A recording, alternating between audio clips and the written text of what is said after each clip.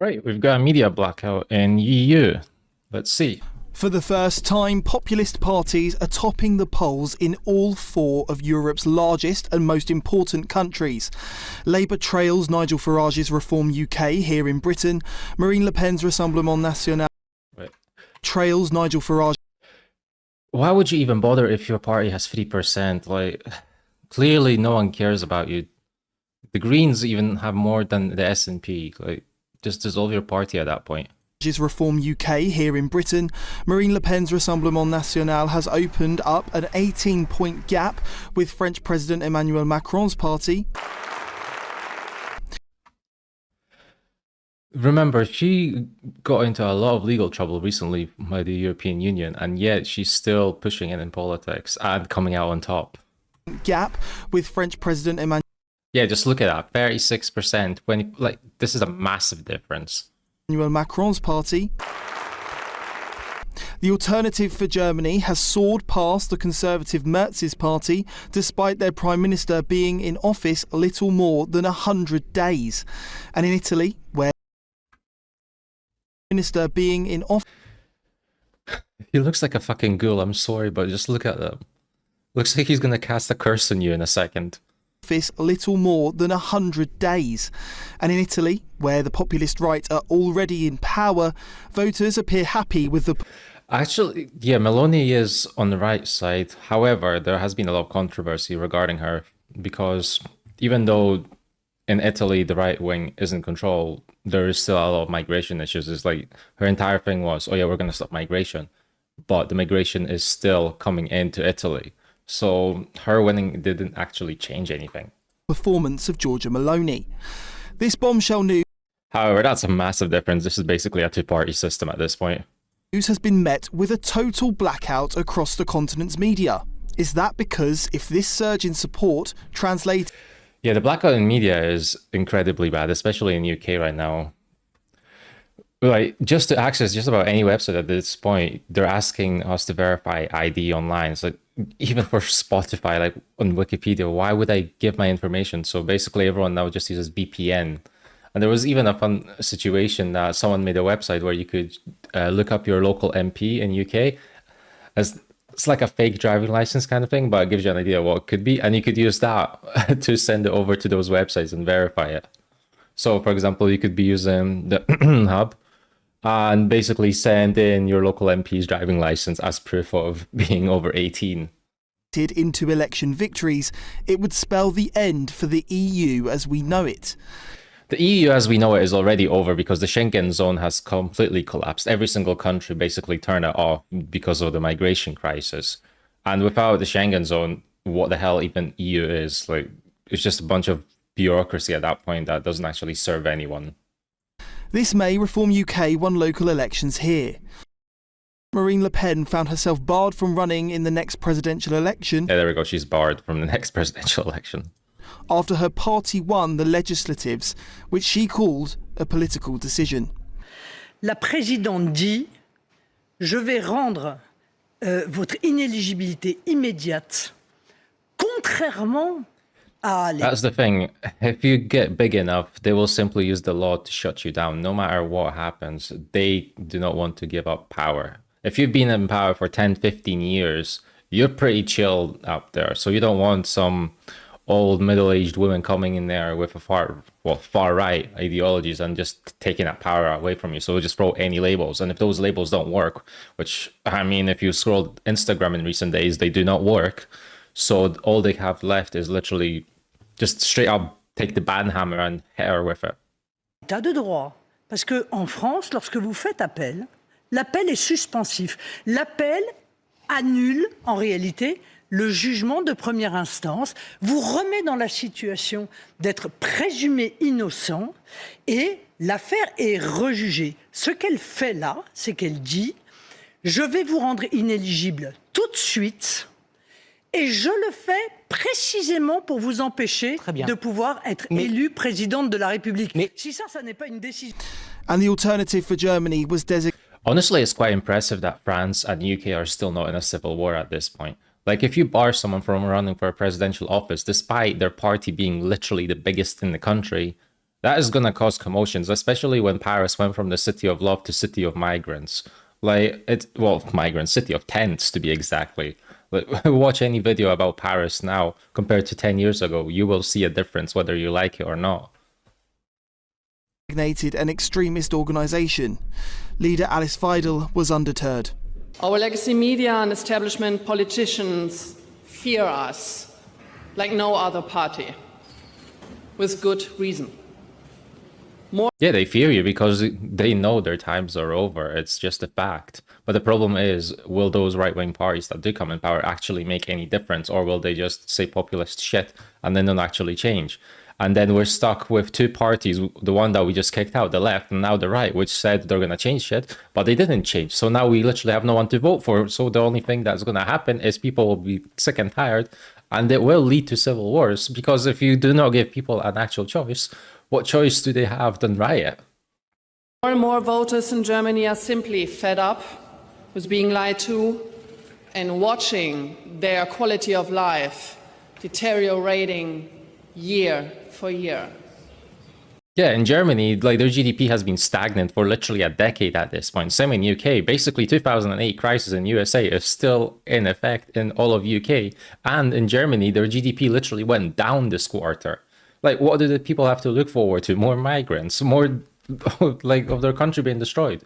There is nothing that can actually be solved without actual actions. We cannot keep going on this way because there's literally is nothing to go forward to. The houses are insanely priced. You do not make enough money, and your culture and identity as a nation, as a country, is literally being eroded away. And there is nothing being changed. And if you say anything actually about it, you are called the far right. You are the problem, not the politicians. No, they're saints. It's you that is the problem. And that's why people are sick and tired of it. They want to see change. They want to see actual peaceful change. And I say peaceful. But when peace is not an option, then violence is a necessity. And I hope that doesn't reach this point. But this is literally what is going to happen if it keeps going on like this. Establishment politics have turned Germany into a danger zone for its citizens. Its people suffer from mass migration, exploding crime rates, high taxes and energy prices, inflation, and the destruction of wealth.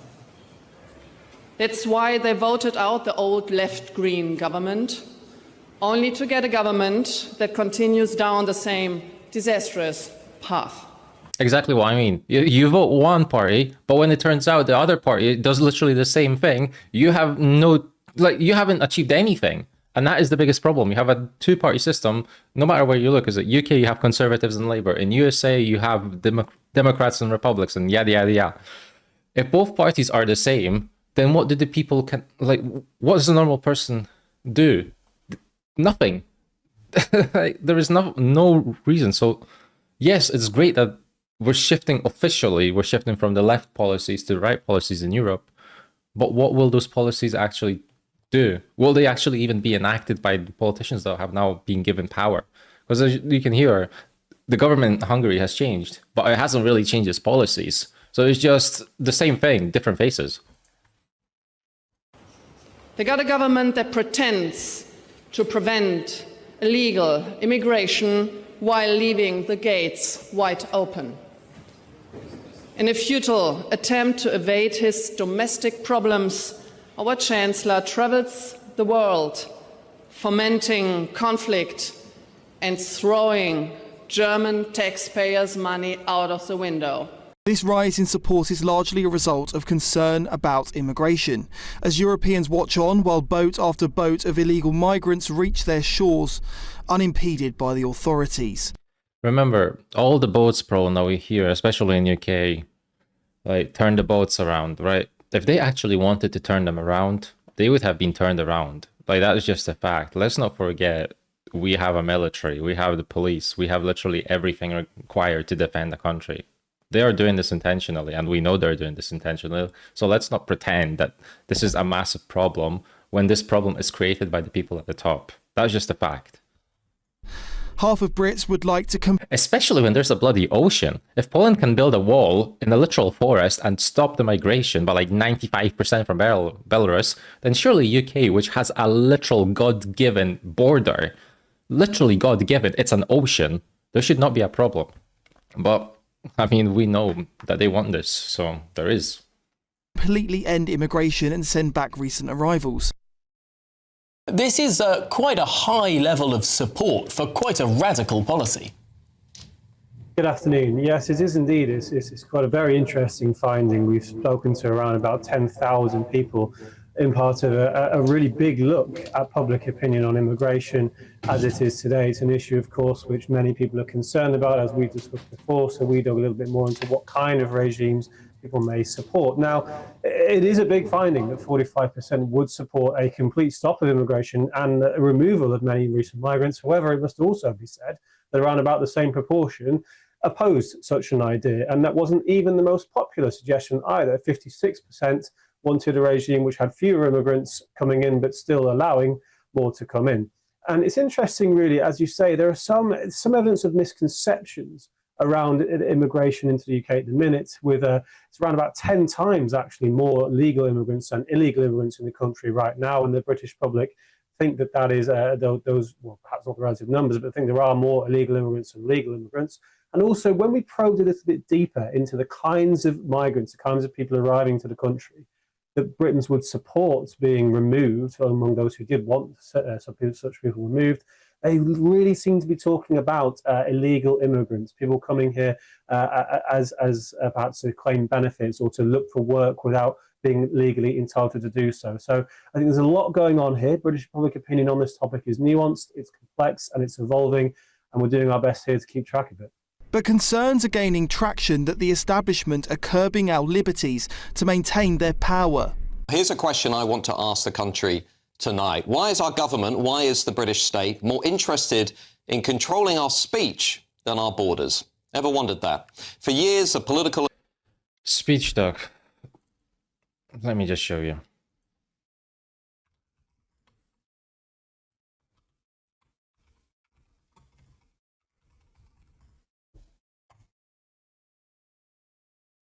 Must we go on? Like, is there anything else to be proven? There is no such thing as freedom of speech, freedom of knowledge. I'm sorry, but this literally proves that. The media class in this country have told us to look the other way. They said that it is racist, irresponsible, or misinformation. Anything I do not agree with is racist. Anyone I do not like is a fascist. Anyone whatever is bad. That's literally what the media loves to do. To ask uncomfortable questions about what is really happening. You're not right allowed here to ask in our questions. own country. Well, once again today, the lid has been blown off because shockingly, it's been revealed that the Labour government has been running a secretive Whitehall spy department to target social media posts that have dared to criticise those migrant hotels and two-tier policing. Yeah, I totally avoid even mentioning those things because I do not want the police at my door next. Like, that's literally the level of stupidity in UK at this point, where some things I refuse to talk about because I do not trust the media, because I do not trust the police nor the government. So as long as I live in UK, there are some things I seriously won't even talk about online because it's just unsafe because of the level of censorship in this country. August, at the height of the summer social unrest after the Southport atrocity, the government was sat secretly reporting social media content written by understandably concerned citizens. Interestingly, the emails in question were recovered not by people here in Britain, but by an American congressional committee. They show civil servants complaining to tech firms, including social media giants like TikTok, about a range of content posted by Brits that focused on issues like immigration, asylum seekers, and two-tier policing. Maybe even on my own Twitter or X feed, who knows? One post flagged by the government unit with urgency included a screenshot of a rejected Freedom of Information request about the location of asylum hotels. And the Trust and Safety team, right? Watch this.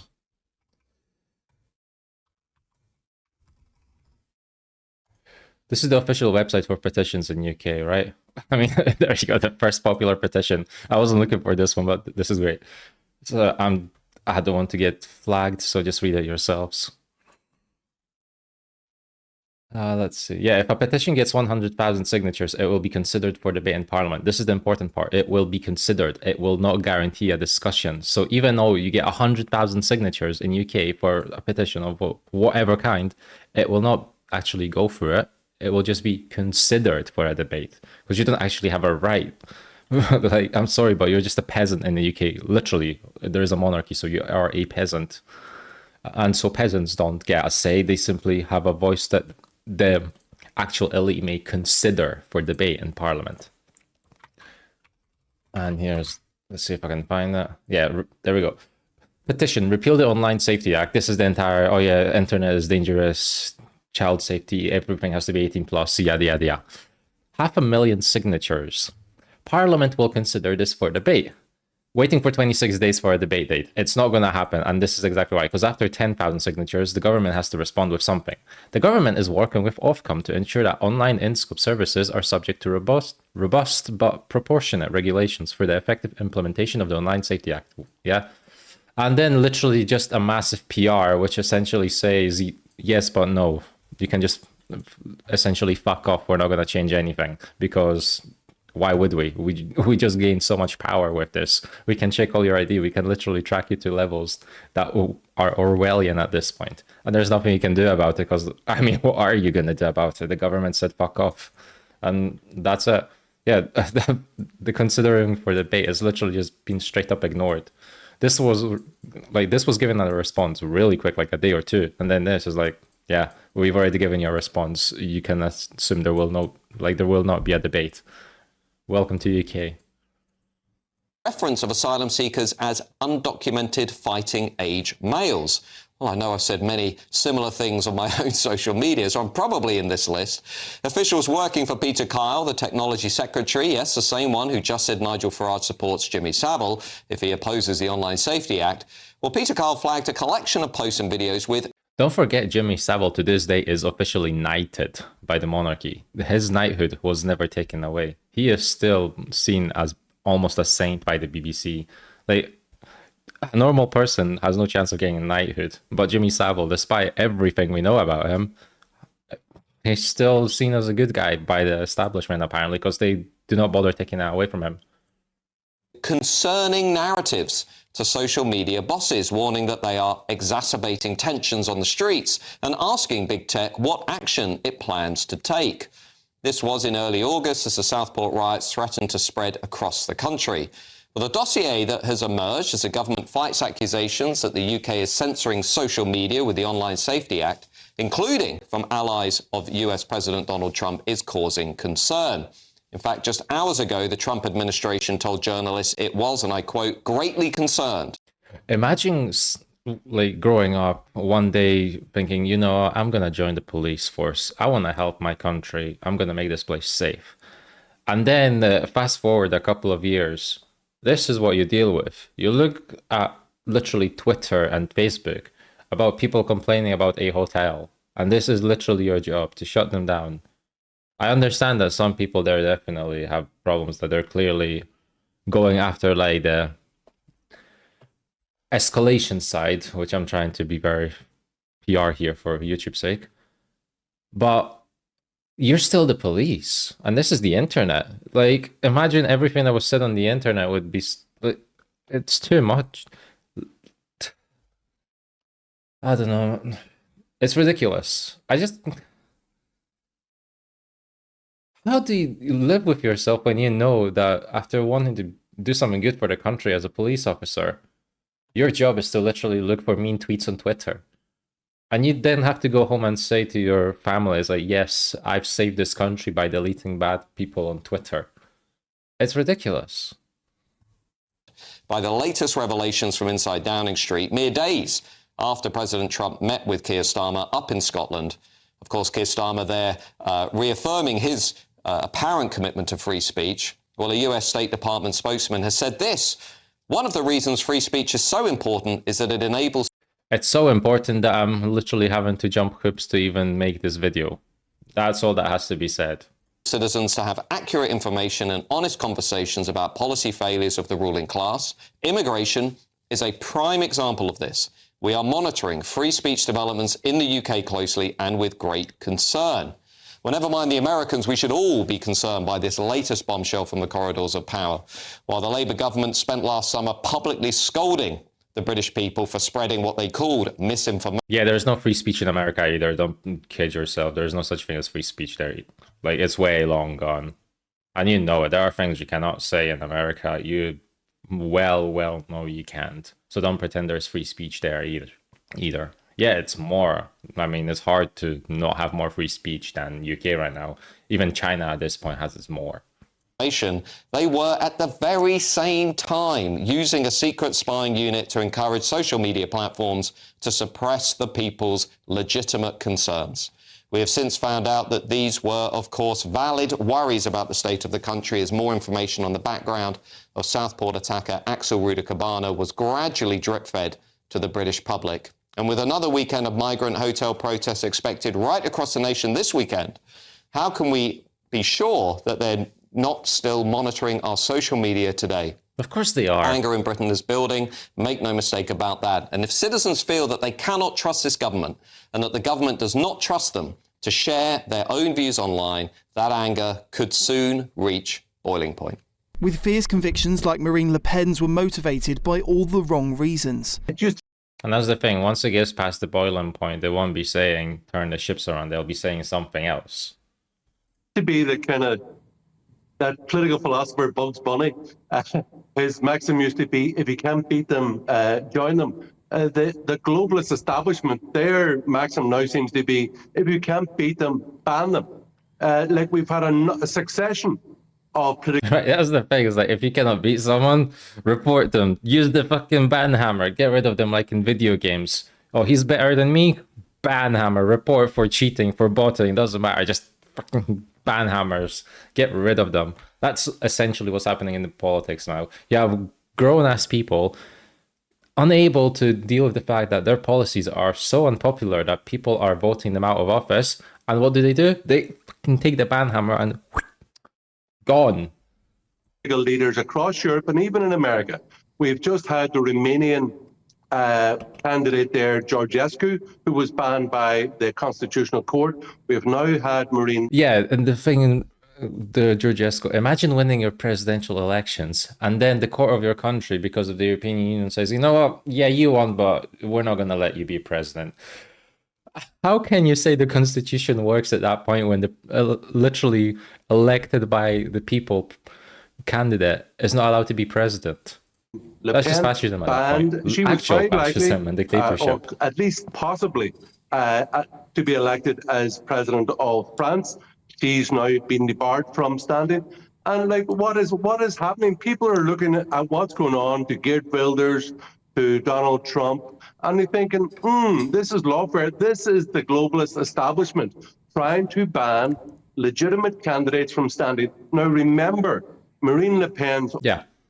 Georgescu got banned even though he won. Le Pen got banned, so she cannot run. In Poland recently there were elections as well, and Nawrocki, there was won his presidential, but there was a lot of things of like in the media saying, oh yeah, the count is wrong and yada yada yada. But straight away when the results were said, the first person to say anything on Twitter was Trump. He congratulated the president-elect. And that was it. There was no more complaints after that because Trump basically said you either accept him or there will be consequences. And so the other just had to accept the results. But that just shows that the European Union has enough power at this point that they can literally just say, you know what, we don't care about you. We have so much power, we can just ban you. We don't care that you won legally. Go away. We're keeping our power. That is literally the level of crazy that the European Union is at now. They can decide if you win or not, despite you winning. Own father was convicted of, I think it was against hate speech years ago, but he was never banned from standing as a candidate. Surely it should be for the people to decide who's going to represent them and not for judges to decide who can stand. And remember, the judges can be changed depending on who's in power. And if you're in power and you don't want your enemy to win, you just change the judges to the ones that are going to be on your side. And they're going to keep that candidate away from power. And so you are going to remain in power. It's quite simple. If the judges don't agree with you, change the judges. There you go. This broad and sustained support for change among the citizens of Europe's largest, richest and most influential countries shows, however, that Europeans are determined for change. Nick Dunning, GB News. GB News. They always call you far right, but never far wrong. Remember that, lads. Peace.